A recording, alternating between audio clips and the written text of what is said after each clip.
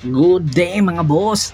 Ang San Miguel Vermin ay malaki ang posibilidad na magpapalit ng kanilang import. Isa sa mga kinukonsidera nilang import na po pwedeng pamalit kay Narcissus ay itong si Terry Larrier. Si Terry Larrier, isa sa mga international import na naglalaro nga ngayon sa ibang bansa, especially sa Europa.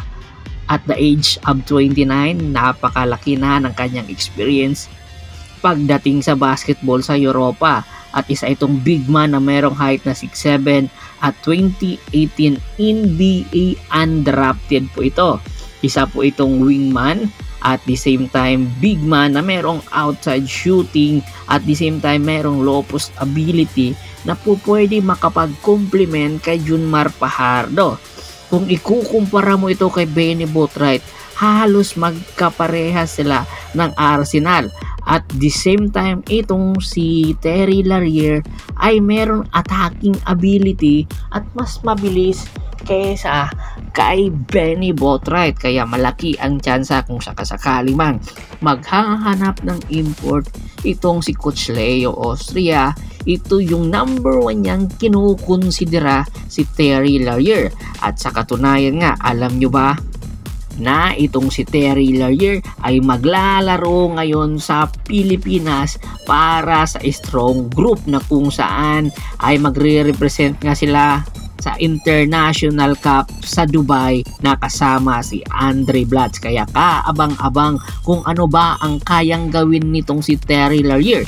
Ikukonsidera ba ito talaga ng San Miguel Vermin na posibleng maging kapalit ni Narcissus? Alam natin na si Narcissus isang big man, pero ang kanyang outside shooting tila yata lumalamya at ang baba ng field goal percentage. Samantala, ito namang Magnolia Pambansang Manok Timplados, malaki na rin ang posibilidad na magpalit na ng import sa kanilang kartada ngayon. Kinakailangan na nga nila ng isang import na high scoring import at the same time makakapag-complement sa kanilang local. At itong si Malaki Richardson ay kinukonsidera ni Cochito Bectolero na magiging import nila ngayong Commissioner's Cup kapalit ni Ricardo Ratliff na nagkakaedad na.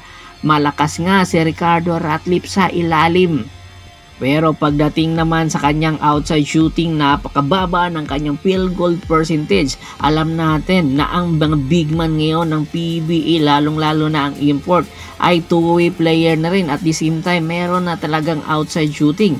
Kaya nga ito, kinukonsidera rin ng Magnolia si Malaki Richardson na mayroong height na 6'6" at 28 years old. At 2016, first round 2022 pick ng NBA ng Sacramento Kings. Kaya hindi katakataka na ang credential nitong si Malaki Richardson ay magkaka-interest talaga ang Magnolia. At sa katunayan, huling nakapaglaro ito sa Toronto Raptors na kung saan nag-average ng 12 points per game, at pagkatapos ng kanyang stint sa NBA ay naglaro na rin sa Europa.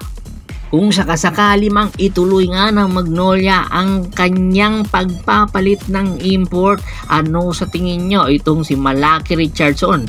Babagay ba ito sa ekosistemang ipinapatakbo ni Coach Chito Bectolero? Ito na nga ba ang susi sa kanilang problema pagdating sa import? Dahil kung merong import na high scoring ang Magnolia, tiyak mas maganda ang itatakbo ng kanilang sistema. At the same time po pwede pang umangat ang kanilang kartada at mabubuhay pa ang tsansa nilang papasok sa susunod na round. Bago pa man natin tapusin ang ating kwentuhan, shout out muna tayo sa ating mga solid na followers na laging sumusuporta sa atin kay Kagawad, Katsa Kinudukusin ng Hagonoy Bulacan, Anthony Lucky Alon, Ronald Bersubidad, Scott Ranger, Ricky Lanza ng Ricky Rider TV ng Tansa Cavite, Julius Roche at si Mr. Ronald Gato ng Abuyog Leyte. Marami pong salamat sa walang sawa niyong pagsuporta. Pakibisita rin po ng Facebook fanpage ko na Hapres PH,